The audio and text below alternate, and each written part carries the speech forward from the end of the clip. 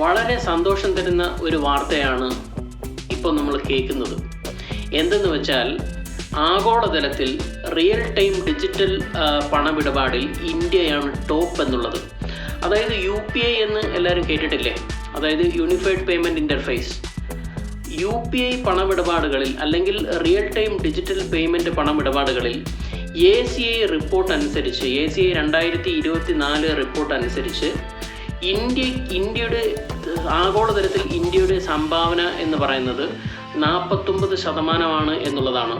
അതായത് ആഗോളതലത്തിൽ വളരെ വിപുലമായ രീതിയിലാണ് ഇന്ത്യയുടെ സംഭാവന. അതായത് ഇന്ത്യ തന്നെയാണ് ടോപ്പ്.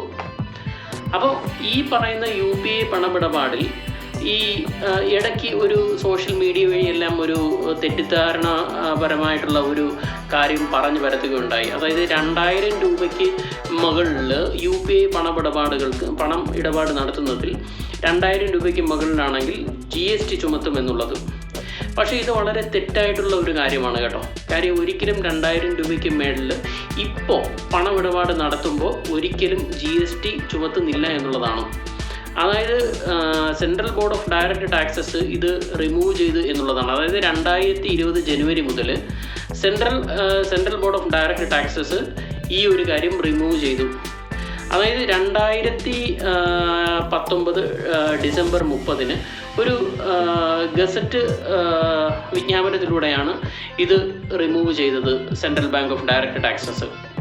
അപ്പോൾ ഈ പേഴ്സൺ ടു മർച്ചൻ്റ്, അതായത് P2M, അതായത് ചില ഉപകരണങ്ങൾ ഉപയോഗിച്ച് പേയ്മെൻറ്റ് നടത്തിയിരുന്നപ്പോൾ പേഴ്സൺ ടു വ്യാപാരികൾ, അതായത് വ്യക്തികളിൽ നിന്നും വ്യാപാരിയിലേക്ക് UPI പണമിടപാട് നടത്തിയിരുന്ന സമയത്ത് MDR, അതായത് മർച്ചൻ്റ് ഡിസ്കൗണ്ട് റേറ്റ് ഉണ്ടായിരുന്നു. അപ്പോൾ അതിനു മുകളിൽ ടാക്സ് ഈ പറയുന്ന പോലെ GST ചുമത്തിയിരുന്നു. പക്ഷേ അതും ഈ പറയുന്ന പോലെ എടുത്ത് കളയുകയാണ് ഉണ്ടായത്. അതായത് ഈ 2020 ജനുവരിയോടുകൂടി അതെടുത്ത് കളയുകയാണ് ചെയ്തത്. ഈ പറയുന്ന പോലെ 2019 ഡിസംബർ 30 ഒരു ഗസറ്റ് വിജ്ഞാപനത്തിലൂടെ central board of direct taxes അത് എടുത്ത് കളയുകയാണ് ചെയ്തത്. അപ്പോൾ ഇപ്പോൾ ഈ പറയുന്ന പോലെ ഈ UPI തുടങ്ങിയ സമയത്ത് എല്ലാവരും ഇപ്പോൾ കളിയൊക്കെ ഉണ്ടായി. ഈ പറയുന്ന പോലെ ഡെബിറ്റ് കാർഡും ക്രെഡിറ്റ് കാർഡും ഉപയോഗിച്ചുള്ള പേയ്മെൻറ്റ് പോലെ അല്ല, ഇതങ്ങനെ സക്സസ് ആവത്തില്ല, ഇതാരും അങ്ങനെ ചെയ്യത്തില്ല എന്ന് പറഞ്ഞിട്ട് ഒരുപാട് ആൾക്കാർ ഇതിനെ കളിയാക്കി ഉണ്ടായി.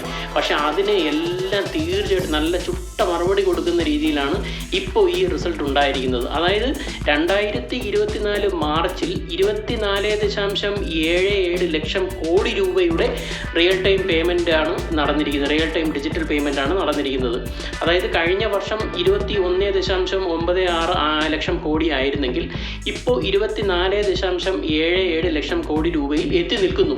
അതായത് 12.7% വർധനവാണ് ഉണ്ടായത് എന്നുള്ളതാണ് ഇതിൽ നിന്നും സൂചിപ്പിക്കുന്നത്. അപ്പോൾ നമുക്കെല്ലാം സന്തോഷം തരുന്ന ഒരു കാര്യം തന്നെയാണ്. അത് നാഷണൽ പേയ്മെൻറ്റ് കോർപ്പറേഷൻ ഓഫ് ഇന്ത്യയുടെ റിപ്പോർട്ട് പ്രകാരമാണ് ഈ ഒരു എമൗണ്ട്, ഈ ഒരു അളവ് ലക്ഷം കോടി നമുക്ക് നേട്ടമുണ്ടായി എന്നുള്ളത് സൂചിപ്പിക്കുന്നത്. അതായത് ഒന്ന് ആലോചിച്ച് നോക്കണം, 24.77 ലക്ഷം കോടി രൂപ. അതായത് കഴിഞ്ഞ വർഷം ഇത് ഈ പറയുന്ന പോലെ 19.77 ലക്ഷം കോടി രൂപയായിരുന്നെങ്കിൽ, ഇത് 19.78 ലക്ഷം കോടി രൂപയായിരുന്നെങ്കിൽ ഇപ്പോൾ ഇത് 24.77 ലക്ഷം കോടി രൂപയായി മാറി എന്നുള്ളത്. അതായത് ഏകദേശം 26% വർധനമാണ് രേഖപ്പെടുത്തിയിരിക്കുന്നത് ഇതിൻ്റെ മൂല്യത്തിൽ. അതേപോലെ തന്നെ വോളിയത്തിൽ ഏകദേശം 30% മുകളിലും. അപ്പോൾ ഒന്ന് ആലോചിച്ച് നോക്കണം എത്രത്തോളം സക്സസ് ആയിരുന്നു റിയൽ ടൈം ഡിജിറ്റൽ പേയ്മെൻറ്റ് എന്നുള്ളത്. കാര്യം ഇപ്പോൾ ആഗോളതലത്തിൽ തന്നെ UPI അംഗീകരിക്കാൻ തുടങ്ങിയിട്ടുണ്ട്. ഗൾഫ് രാജ്യങ്ങളിൽ പോലും ഇതിനുള്ളൊരു സ്വീകാര്യത ലഭിച്ചിട്ടുണ്ട് എന്നുള്ളതാണ്.